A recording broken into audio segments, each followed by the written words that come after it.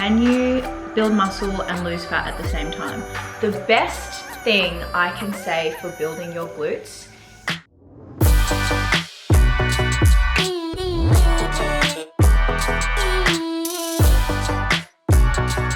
Hello guys, welcome back to my YouTube. Oh my god, I'm like smiling so much that I can't even talk properly, and it's not even for any reason other than I just feel really happy. Hi! Today's YouTube. Do you know what I'm going to chat about? Do you know what's actually happening? Can you hear that? I'm making lunch. I'm making my... Have I showed you guys this before? Where I just like, I don't have time. I don't have any time. No, I just haven't prepped because I don't prep because I can't bother prepping, but I'm feeling lazy. So I'm making a really quick lunch, which is sausages, vegetables, egg, some vegan cheese, some avocado, and some tomato sauce because I'm a basic bitch, but it's really tasty and it's quick. Today, I thought I would do something that I haven't done in a mini, which is sit down and have a chat and talk about something that I get asked so much, and I don't know how I haven't done a dedicated YouTube on it. I'm going to talk about how to grow your glutes. Okay? Alright, because you don't actually know the progress you've made until you look at photos. So let me just put up a before and after of my glutes. Yeah, so, I mean, obviously I know what I'm doing. I know how to build muscle. I know how to build a booty. I have a specific Grow Your Glutes program in Train with Soph, which is like very heavy on the booty, working out. But I just want to talk about how you actually grow your glutes because I feel like there's so much conflicting stuff out there. My results speak for themselves. I build my gals' booties, so that's what I'm going to do. But first, let's have some lunch. Whoa, that is like, the heat is turned. Oh my god, it's so awkward. Okay, I can't show you because if I show you, it's obvious what I'm doing. But there's a window just there, and there's a building behind that window, like behind where my building is, and there's a guy standing on the balcony, like, because everyone's working from home, right? He's got his earphones in, he's talking on the phone, and he's topless. Not that there's any issue with that, but every time I go into a room and I'm like holding a camera and speaking to a camera, it's just like awkward. Oh my god. I'm literally like hiding because I feel like such a creep. Okay, hello. I'm in between my wardrobes now. That's my bathroom, they're my wardrobes, that's where the window is. Okay, I need to check on my lunch, but the first tip for growing your glutes is fueling your gains. Can you build muscle from a deficit? Yes, you can, but you can only really do so under a few different conditions. I'm gonna get into that in a second. I can't even think because my food is like being cooked. Okay, let me just, can you see? Wait, oh my god, he's there. I'm dying. Oh my god.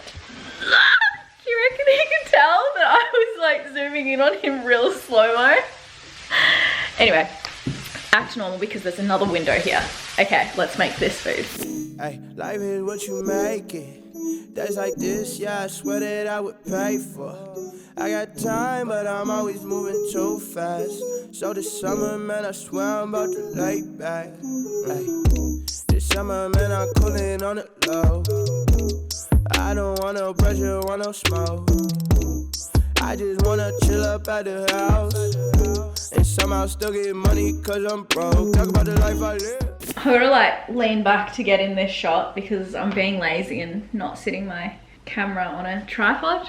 Okay, so where I left you, I was about to eat food, and I did, and I inhaled it so quickly. I'm trying to be like mindful of how I'm eating because that improves your like food satiation. I'm also like, why does my hair look like it's okay? Do you know what it is, guys? I have had such a hectic morning, smashing workout. Like, I've been so productive and in the zone, and I've been filming all day for like Dream Challenge stuff. So I've been like pumping that out, and I'm just in such a good mood. I started this morning. I went for a walk down to the beach. It's 27 degrees today, Celsius. It's 2:45, and I think I'm gonna go for another swim. I went for a swim this morning and a walk. So I'm gonna go down, have a swim, catch some sun because apparently Roaccutane doesn't want to work for me yet. I'm like, speaking of, let me just put some lip balm on. Literally my skin hasn't even gone dry or sensitive to the sun. But I don't know if it's like you are sensitive to the sun without realizing it. Anyway, I am SPFing up. I'm on such a tangent right now, but I know you guys like to get updates on everything. So anyway, where I left you, I was kind of saying, can you build muscle and lose fat at the same time? Now, this was going to be a whole video in itself, where I kind of explained the scenarios in which you can achieve that and who can achieve that. So I'll just give a quick kind of recap, because we're talking about building glutes specifically, but building glutes is the same as building any muscle. They can just handle a little bit more volume than other muscle groups. All right, so for the people who can build muscle and lose weight at the same time, to be honest, that is most people. The people that can't do that, or that will really struggle to do that, are your truly advanced trainers. So not necessarily people that have been lifting forever, but people who have been lifting for a long period of time effectively. So people who have put on a decent amount of size and strength, and they know how to train properly with good technique. That's going to be more of an advanced trainer. So they're going to have to do a lot of very specific things and training styles to continue to build muscle. So there's 3 other groups of people that I want to touch on. So they are the newbies. So new doesn't necessarily mean you're brand new to training. It could be someone who's been training for 3 or 5 years but hasn't been training effectively. So if you, and I was still like a newbie trainer up until like a couple of years ago, when I was still kind of training, but I wasn't progressing with my strength. My technique wasn't getting any better.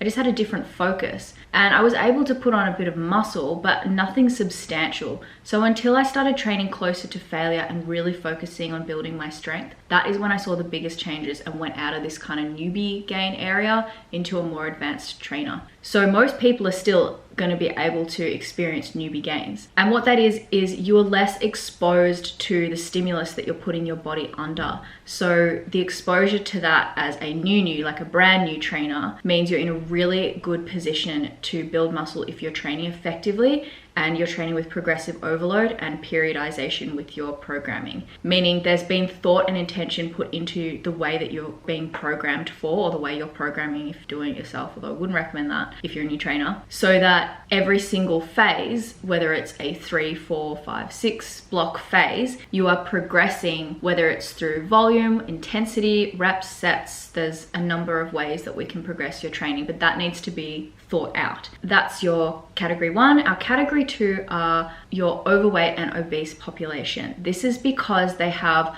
a lot more stored energy that they can tap into. So when you think about it, when people really want to build muscle, they typically go into a building phase, which is a surplus, it's extra energy. But people who have higher body fat percentages have a lot of stored energy that they can tap into. So they can be losing weight and building muscle at the same time. The final group would be your detrained individuals. So I would say I'd be in that category after COVID, and anyone that kind of was progressively overloading, following a program and getting stronger in the gym, and then COVID hit and you couldn't train in the gym anymore. So we switched to home training. We were lifting lighter loads. We were limited by the exercises that we could do for an extended period of time. So we were detrained. So when we went back into the gym, when, you know, I was deadlifting 110, 120 kilos, 100 kilos felt heavy. So I had to then make up that gap and progress my strength and kind of retrain that muscle. And yeah, it didn't take as long, but I was still in a position to, if I wanted to, go into a deficit and build muscle at the same time. So they're your 3 groups. Pretty much anyone except for your more advanced trainers. So that's great news. So that answers the question of, can you build muscle and lose fat at the same time?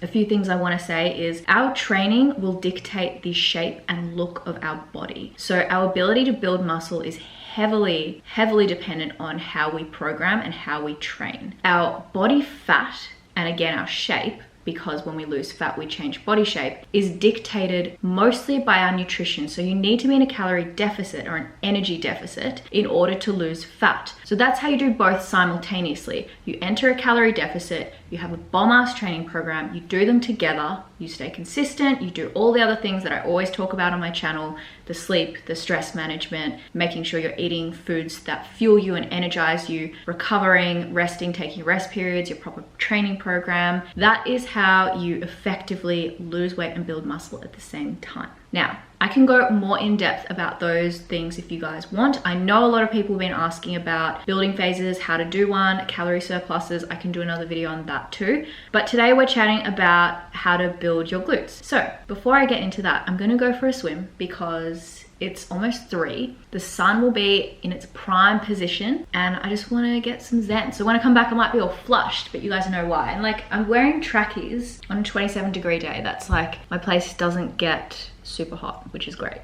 So let's go swim.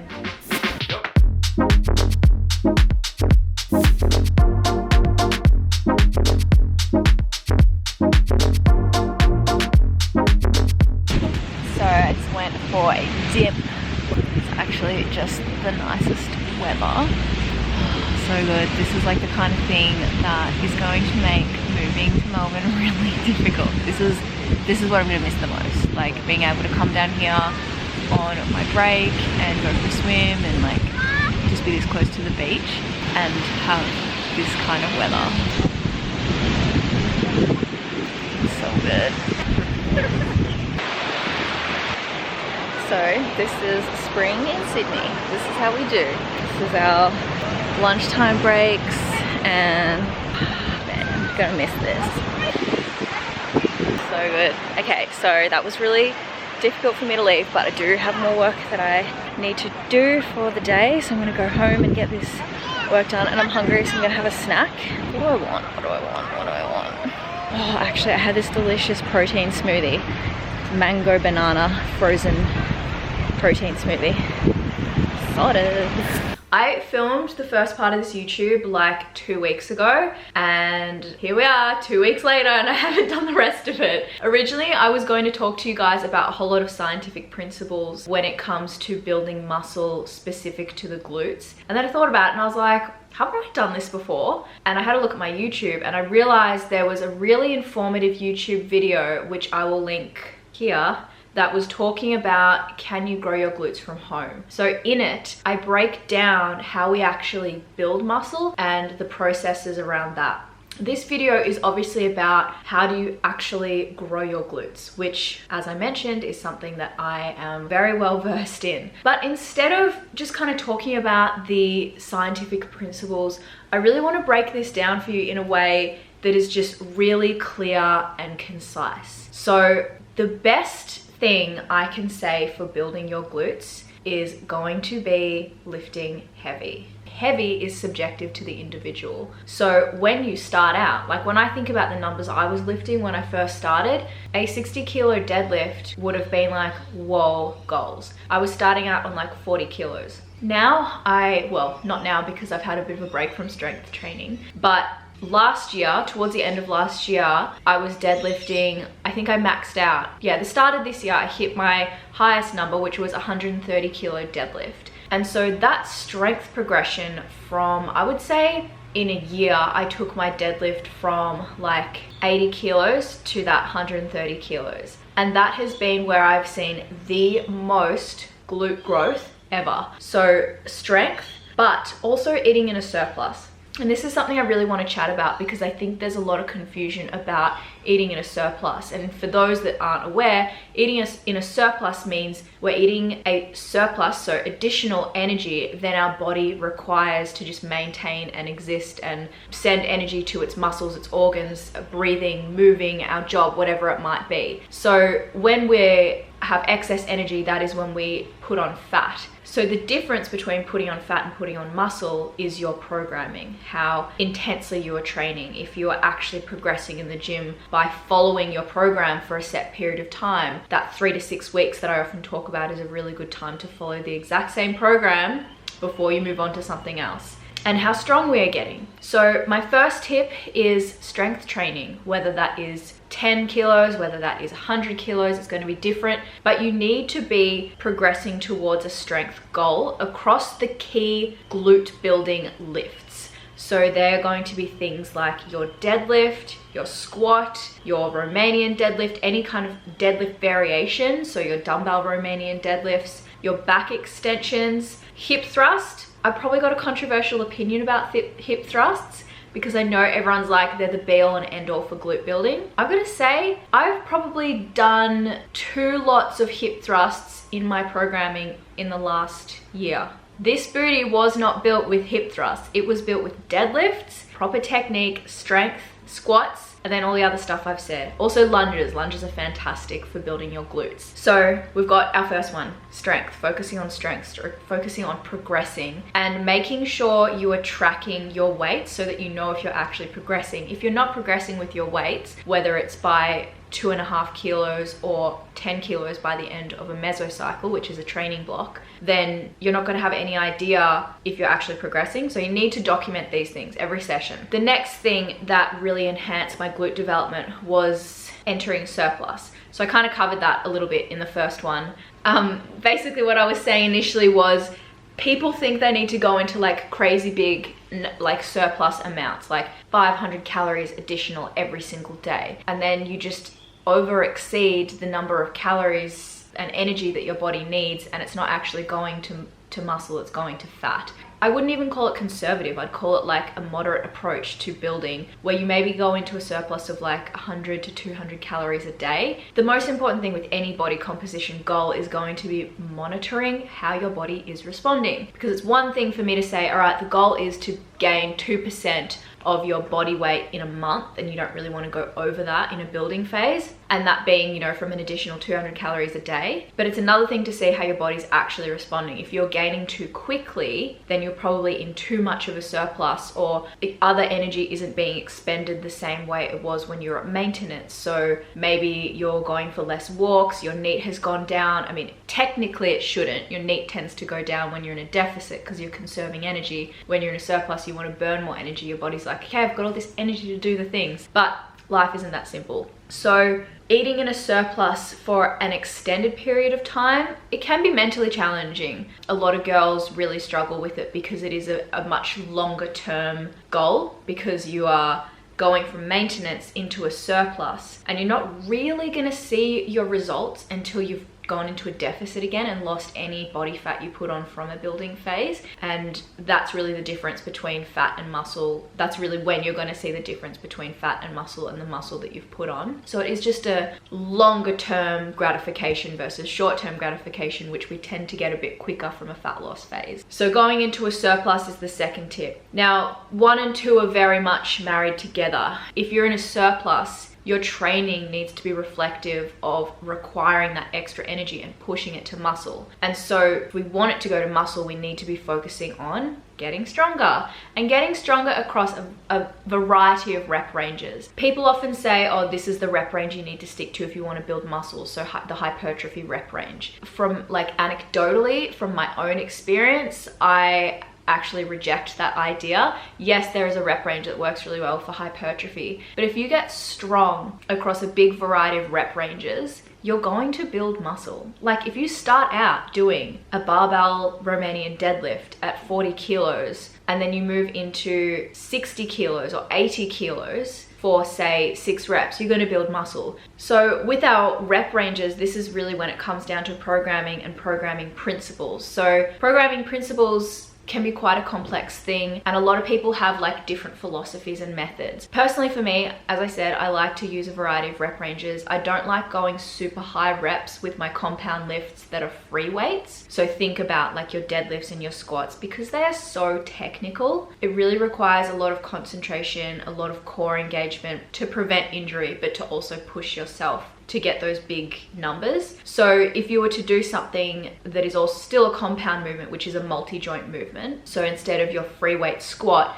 you might go to a hack squat machine where you are more protected. You can still put on some serious muscle doing that. It's just not free weights. So you can go higher reps with that, if that makes sense. So I like to keep lower reps for my compound lifts, my main lifts. You can also get more, like if your goal is increasing weight, you can also get more weight out for lower reps. And then we move into like more moderate, higher rep stuff for the other exercises that are less neurologically demanding on the body. So rep ranges and how you actually program takes years to figure out. So there's nothing I can say where it's like, follow, you know, this program, whatever. That's why I built Train with Soph, which is my coaching platform, and specifically the Grow Your Glutes program, so that I could do all of the periodization and the thinking behind the programs. So you guys just do the programs and have that designed for you with all of the science stuff and my method for how I've grown my glutes packed into it for you. Exercise selection, shall we move on to that? So in terms of exercise selection, I sort of covered that already. You want to have like your big compound lifts in there. Very important not to miss out on like your deadlifts and your squats. Your Bulgarian split squats are really good for glute development.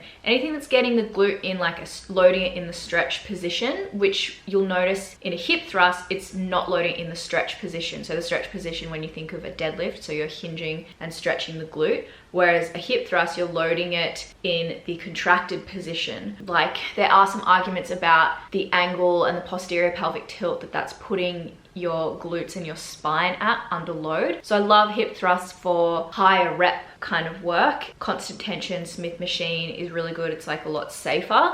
But like I said, my glutes weren't really built with using hip thrusts, but some people love them. Some people get really good development from them. And then we want to work the glutes in like their different, so we've got, you know, working them in the stretch position, contracted position, and then we want to work them for their different functions so they can also abduct and adduct. So the abductor machines are really good for the side part of your glutes, but all in all, we really want to be focusing on our glute max, which is our kind of maximus, the biggest part of the glute, and that's going to be loading it up in the stretch position under weight. Like I said earlier, tracking your progress is very important.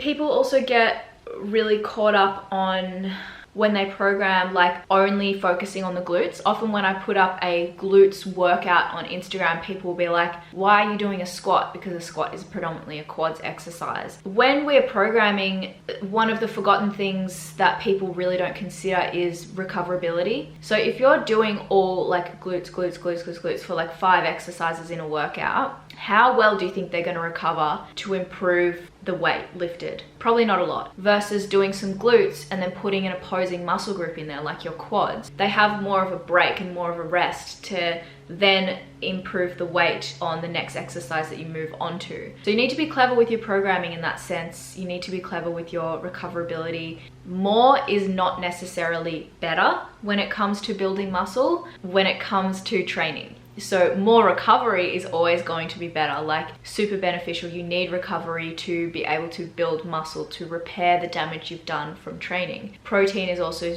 very important when it comes to nutrition. So when it like actually comes to my training, pushing myself and focusing on strength has really been where I've seen the most difference. Like previously I've weight trained, but I've done high volume, which is like lots of sets and reps, and high frequency, so like 6 sessions a week. Wasn't really recovering that well, wasn't prioritizing sleep or anything like that. And then stripping it back to like 3 or 4 sessions a week and focusing on strength and documenting my strength progression. And like I said, taking my deadlift from like 80 to 130 in a year. That's why I've been able to build my glutes. You also need to stick to the program consistently, because if you're chopping and changing, and this is one question that I get so often, and I'm not going to say it annoys me, but it's like one of those questions that I wish I could just like shake you and be like, no, get that out of your head, because doing what, like getting bored in your program and doing different workouts every day and just doing your booty band kickbacks is doing shit all for your progress. If one day I'm doing this, a bicep curl, and then the next day I'm doing, I don't know, an overhead tricep extension, and then the next day I'm doing lateral raise, do I think that one time working that muscle in that one way for that one weight is going to stimulate any change? Like, think about it. But if I do my lateral raise and then the next week I do another rep or extra weight, so it's heavier and more challenging, it just do you see how that makes sense? Like how you need to be repeating so that your body has time to adapt to that stimulus. And then once it's adapted to that stimulus, at that point, we're not going to progress even more. So we need to change the stimulus, whether that's a new exercise or a new set of rep ranges. So say I was doing lateral raise isn't the greatest example because it's an isolated movement. We're doing a squat and we squat for 3 sets and we are doing 8 reps at 50 kilos. It gets to a point where you're not going to be able to add more reps or more weight at that point. So we need to change the stimulus. So we can still do a squat, but we're then going to do 4 sets and we're going to do 5 reps. So now we're doing 3 reps less, which means we're probably going to be able to go stronger because we've got more energy in the tank. So these are the kinds of changes that we need to be making, not like every exercise different every session. If you're someone that wants to do that, then I'm sorry, you're not going to build muscle. Like, you're just not. You're probably going to lose fat and look like you've built muscle, because the leaner you get, the more you can see muscle definition, but you're not actually growing new muscle if muscle fibers aren't having to create muscle to overcome the pressure and the stimulus that you are creating by lifting something the body has never lifted before. That is glute growing 101. It's not just your glutes, it's every muscle in your body. The same principle applies, but we're just talking about the booty because we love the booty. So that was long but necessary, and I hope you guys got some very valuable information from it. If you want to get a Grow Your Glutes program, I have designed them and it'll be custom to you and your goals. So you can pick cut and tone if you want to lose fat whilst building muscle. You can pick maintenance with the Grow Your Glutes program so you can build muscle probably more efficiently that way. Or you can go into a surplus, and then that's going to be the best way. But I would say only go into the surplus if you are at a leaner body fat percentage. If you feel like you're overweight, however you want to define the word, if you feel like you've got fat to lose, then focus on losing fat first and then go to maintenance and then consider a building phase. So that's it. It's as complicated and simple as that. All right, guys, I hope you enjoyed this video. If you did, please make sure you subscribe, like, and comment. Turn post notifications on so you don't miss a beat. And I'll see you back here really soon. Mwah. You've been ready, I'ma tell you forget it. You want steady, now that you come back begging. You've been ready, I'ma tell you forget it. You so pretty, but your name is so